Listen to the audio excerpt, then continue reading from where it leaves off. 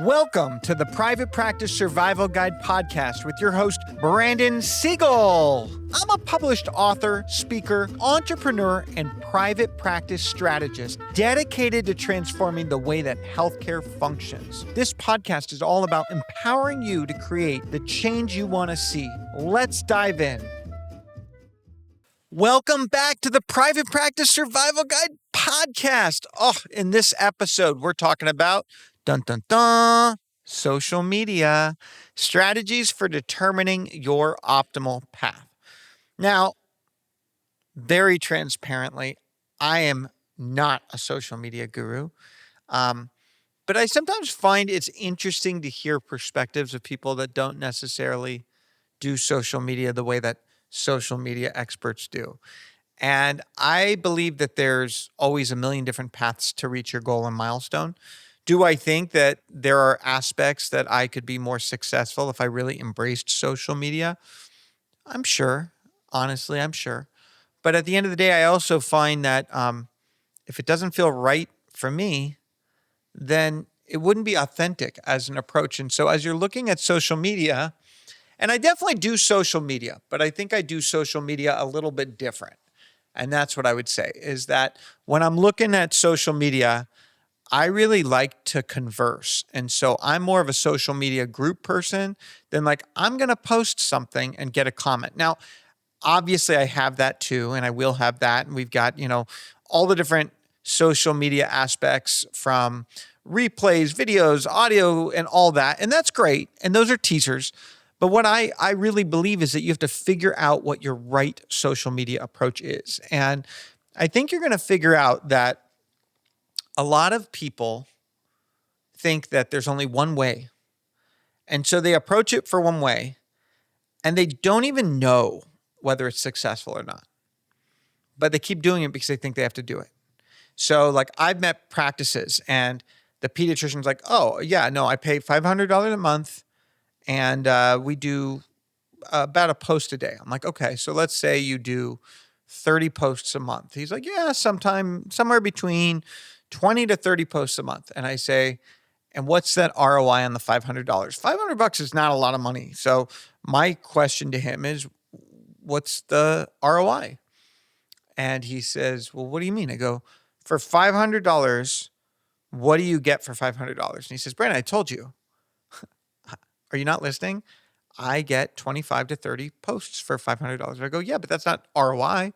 He's like, I pay $500 and that's what I get. I go, but don't you need to understand what the financial ramifications of that are? Or is it like basically like a nonprofit? Like I'm going to donate $500 and this is what I'm getting in exchange. Like it's kind of like a silent auction. I won, Brandon, I bid $500 and I won 25 posts for the month. And I double down on this and I go, hey doc, I'm not trying to be a jerk, but like, why do you do social media? He's like, because I need to have a social presence. I go, but are you tracking the engagement? He's like, yeah, I track the likes and this. I go, what does that convert to? Doctor looks at me like, what are you talking to me about? I go, when you post something and you get a like, what is the outcome that you're seeking from there? He's like, I just want to know that someone read it. I'm like, so you're paying money just so that you know someone read it? And he's like, well, sounds kind of stupid when you say it like that. I'm like, well, ideally we have a goal. Is the goal to increase awareness of your brand? Is the goal to engage existing customers? Is the goal to find new staff? Is the goal to make more money? What's the goal, doc? He goes, well, all of that. That sounds good. That's my goal. And I said, whoa. For $500, we need to have a quantitative analytics of what we want from this. So whether that's I want 50% engagement or I want new clients or I want new subscribers, we got to come up with some quantifiable value to you, even if it's not monetary. And so what I ended up saying is, how about we do one social media challenge a month? And in that social media challenge, let's see if we can ask for a behavior change from your viewers, your readers, your whatnot. Let's just see if we can create a new level of engagement. So for next month, let's do this. Let's do a raffle. And if they fill out a Google review, if we're targeting existing clients, they're going to be entered for a $500 raffle or whatever. But let's just see if we can get that list up. Maybe we want to build your newsletter following. Maybe we're trying to get more opt-ins. Maybe we're trying to get referrals. Maybe we're trying to put on an event and we want to see how many people can come to a live webinar with you. But let's actually try and quantify the impact beyond just 25 to 30 posts. How's that sound? And Doc was like, okay, that works. And as we went on, I started to coach the doc to say, let's continue to name your high-level goals, and then let's build the role that social media plays in that. And what we ended up figuring out was that we were going to have two social media buckets for the doc. One social media bucket was going to be a community-based education bucket. And the goal was to engage the local community with education that would allow them to want to follow and be engaged and refer or be part of the ecosystem of referrals. And so that doctor would be expanding their customer base. And so we came up with quantifiable goals for that doc. Then on the other side, one of the things that the doc said was, I'm really having trouble hiring medical assistants. The quality of medical assistants is low. I'm not getting people that are career driven. And I think it's that I'm not attracting the right people. So we created a separate social media strategy. And it was all around the profession of being a medical assistant.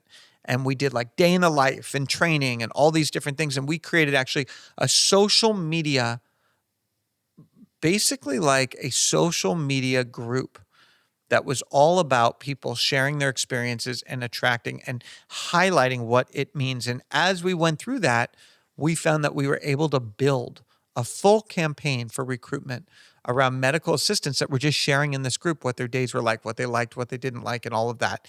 And it became a fishing pond for us to bring in better qualified medical assistants. It did not look like a recruitment group. It looked like an educational, collaborative group of medical assistants that was facilitated by the doctor. And the doctor would actually have trainings and tips in that group of, these are the things I look for from medical assistants. This is the way that I train them. This is how a profession of medical assistant can actually shape a long-term career. And this is what growth looks like if you're working for the right doctor. And this is what most doctors want. And took that aspect of, I'm helping medical assistants better serve the doctors out there, while also being able to create a fishing pond for them to fish and find. Because a lot of people are like, oh my gosh, I'd love to work for you. Next time you're hiring, will you let me know? And what ended up happening was, a lot of the trainings that this doctor was putting on were trainings that were part of the onboarding process anyway. So then we were getting more established and trained medical assistants for that practice. My point in this is, social media can do a lot for you, but you have to know what the path is. You have to know and be determined to have an outcome that you can define and that you can track. Otherwise, you're just a hamster in a wheel pressing post. And all of a sudden, all you're doing is paying for a transaction versus measuring quantifiably what a transformation looks like from that medium. So as we look at social media, here are some of the most common traps that I'm seeing.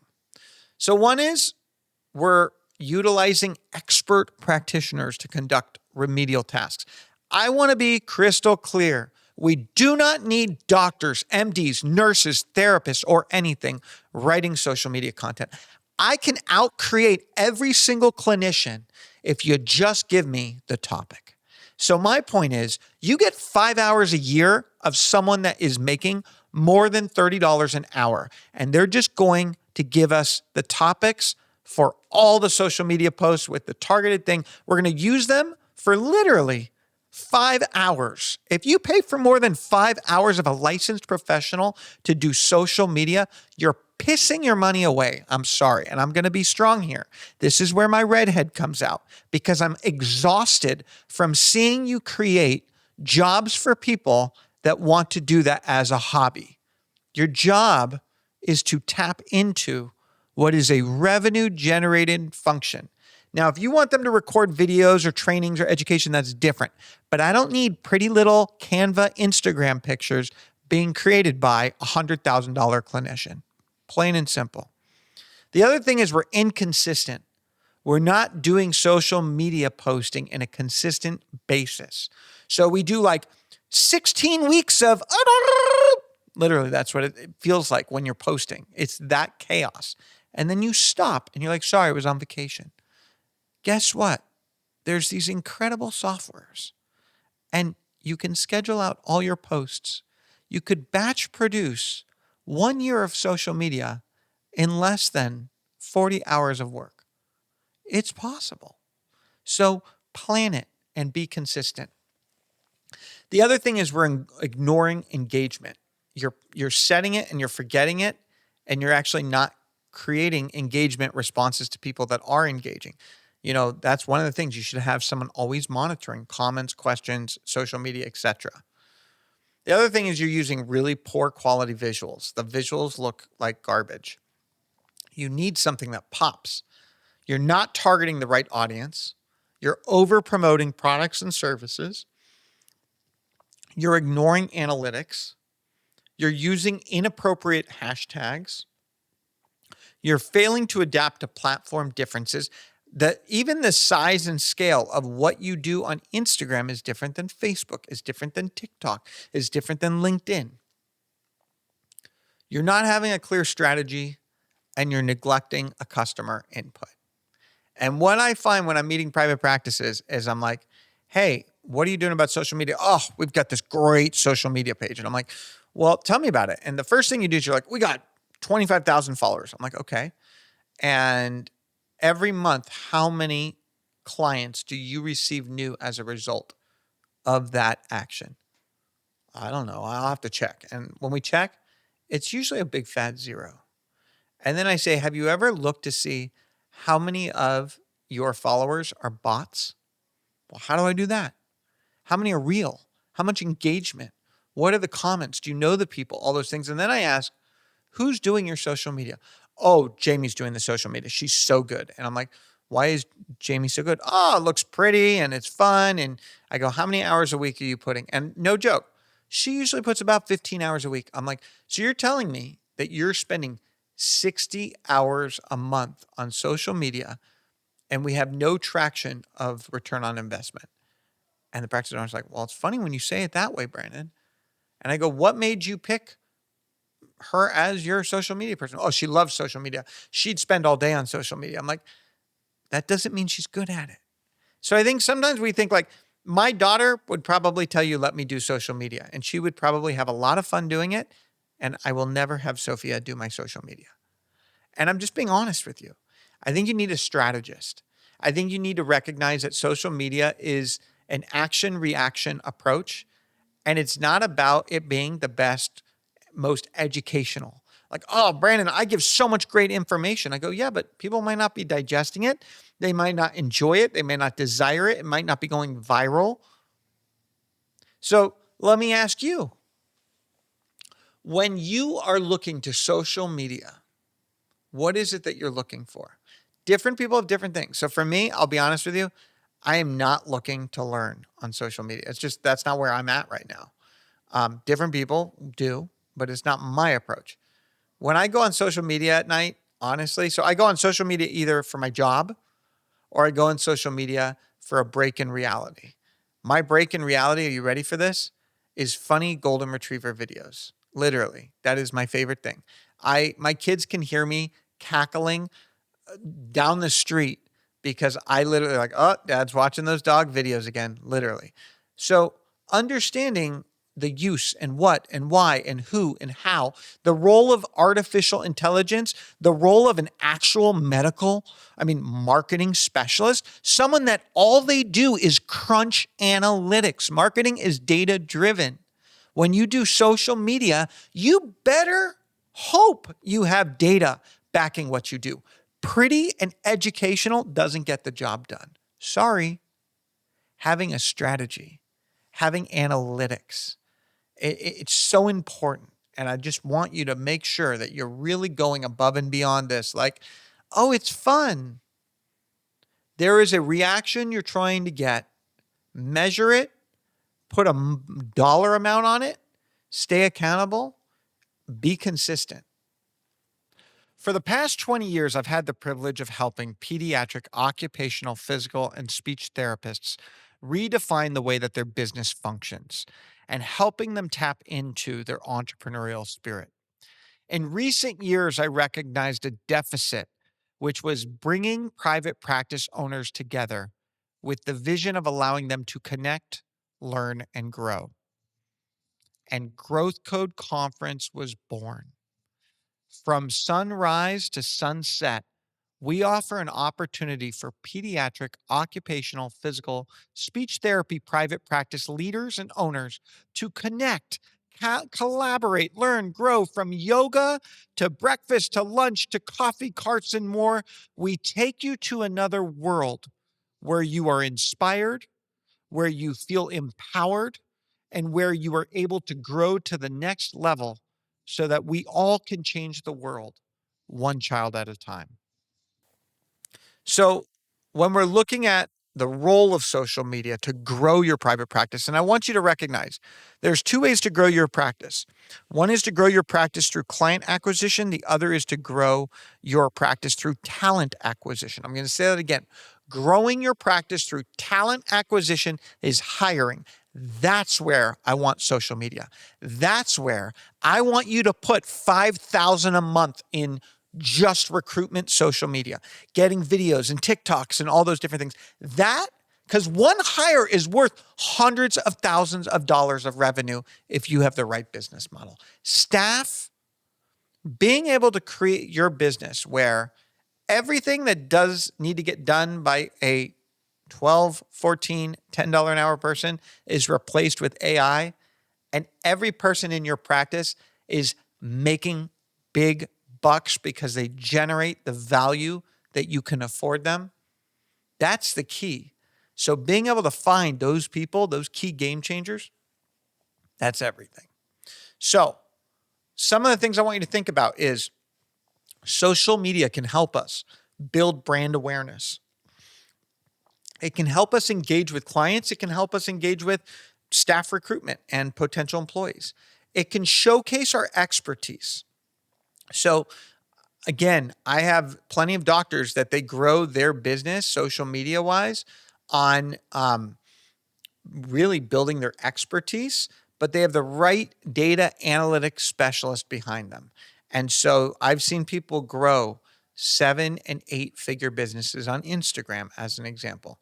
We've seen it on TikTok. We're seeing but what ends up happening is that doctor is the brand. So that's why all that doctor is doing is being basically an actor on camera and teaching. And then there's all different sales cycles connected to it, and you're selling courses and vitamins and you name it, whatever. Like that's when the doctor is a brand. So that's when you're like, hey, Brandon, I want my business to work for me. I'm tired of just creating a job for myself. So I need to leverage my expertise to bring in revenue outside of service delivery. What can we do? And that's where we get creative. So we're showcasing expertise. We're attracting new clients. We're diversifying the way that we bring in revenue to serve our public. We're networking and collaborating with social media. I'm a big believer in creating a lot of different social media groups and bringing people together. Enhancing client relationships. So that's where I find most of smaller private practices are spending their social media is they're like, well, we just want to have a presence so when someone looks us up. And I'm like, yeah, but at the end of the day, you're solving a problem for them, whether you have a pretty social media page or not. But if you're engaging them, that's different. So seeing someone post 2 times a week with no engagement to me is worse than seeing someone who posts 1 time a week and has engagement or whatever that is. The engagement is important. Seeing that people actually participate in that social media approach is really critical. And that's comments, that's likes, that's shares, that's all different things. Even just seeing something's been shared 25 times, that's a big statement. 50 times, 100 times, etc. And then it can drive traffic to your website. So there are definitely benefits of social media. We just want to figure out what your right road to success is. And so we want to make sure you're building your brand awareness. You're engaging whoever that end user you're trying to reach, client, employee, whatnot. We're showcasing expertise. We're attracting new clients. We're networking and collaborating. We're enhancing client relationships. We're driving traffic to your website. All things that we can do within that social media presence. And so now the key is, how do I evaluate my social media approach? And with that, the first thing is, I want you to define your goals and objectives. Truly, it's that simple. Don't just do it to do it. What does success look like? Define what you want to achieve. I want to have 5 more leads a month. I want my clients to engage. I want more 5-star reviews. I want to create a funnel of potential employees. I want to drive traffic. I want to generate leads. I want to improve my customer experience. Whatever that is, identify your goals and objectives and make sure they're measurable. Maybe you make them into SMART goals: specific, measurable, achievable, relevant, and time-bound to track progress. So once we define our goals and objectives, we want to analyze the audience. I want you to understand, who is your audience? The other day I was saying, like, this is my audience. This is who I play to. This is who I play to well. These are the specialties I like. This is the age demographic I tend to do. Even my audience for who I hire is different than a lot of people. So understand who your audience is, including age, gender, location, interests. Engagement patterns. I want you to identify when your audience is most active and what type of content they engage in most. Content performance, monitor engagement, track likes, shares, comments, and all those things. We want to know how our performance is. We want to analyze our reach and our impressions. So what that means is, how many views, what's our reach, what's the amount of impressions. There's nothing worse than when you see a social media post and it shows the reach is like 17 people. Like, that just kicks me in the gut every time. And I'm like, hey, I got 10,000 views here and I got 17 was my reach here. Why? What was that? So we assess the quality. We assess the algorithm of the way it's coming up on people's feed. We assess all those different things to make sure that we've got the right engagement, we've got the right impressions, we've got the right quality. Now, something in our content performance that's really helpful is when we have a call to action. And that is what I find in marketing most people fail to do. What is your call to action? And call to action can't just be scheduled today. So sometimes call to action is a gimmick. Sometimes it's download this infograph. Sometimes it's sign up for a free coffee with me. Whatever that may be. But I want some form of call to action that I can track to see, hey, I may have only had, because what I find is when I have a really good call to action and people are actually using that, my impressions are going up. And my impressions are going up because the algorithm says this is relevant, people are using this is important. So the more that you can get one person on your lure hooked, the more likely more fish are going to come near that magnet, so to speak. We need to utilize analytical tools. You cannot just measure what you see on Facebook, Instagram, whatever. You got to have social media analytics. You can use built-in analytic tools on platforms like Insights, Twitter Analytics, Instagram Insights, or you can use third-party tools like Hootsuite, Sprout Social, Google, all different ones. So there's a lot of different ways that you can embed analytics in what you're doing in your social media approach. But without that data, you don't know where you're going. It's like a boat without a compass. You're going to run out of that direction, so to speak. The next thing we need to do is benchmark against competitors. Who are your competitors? Let's do an analysis on them. Let's see what similar brands are doing.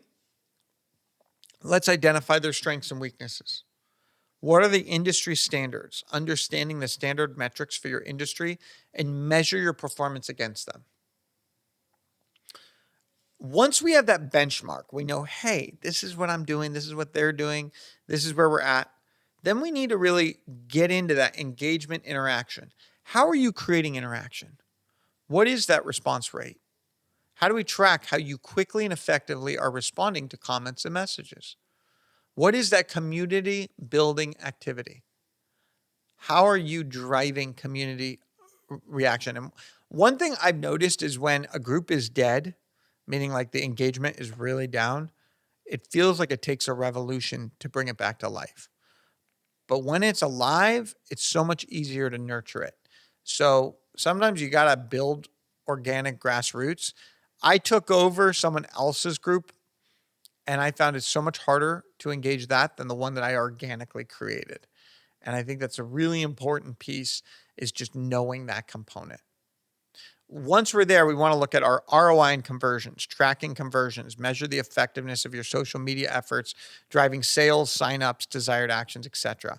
I want you to calculate your ROI, assess the return on investment for every action. So sometimes it's a matter of literally, I will say, hey, so I'm going to give you one of the things that I do on a recruitment side. And I'm picking on recruitment because I don't think we're doing enough social media action in the recruitment space. So sometimes what I'll do is I'll say, if you are looking or to explore employment and this job interests you, apply through this link. And if you are invited and complete our interview, our first step interview, and maybe it's a 10-minute Spark Hire interview, like a pre-canned video. Maybe it's not live, but if you complete that, you're going to get a $25 Amazon gift card. You'd be surprised. And you might say, we have it for the first 50 applicants.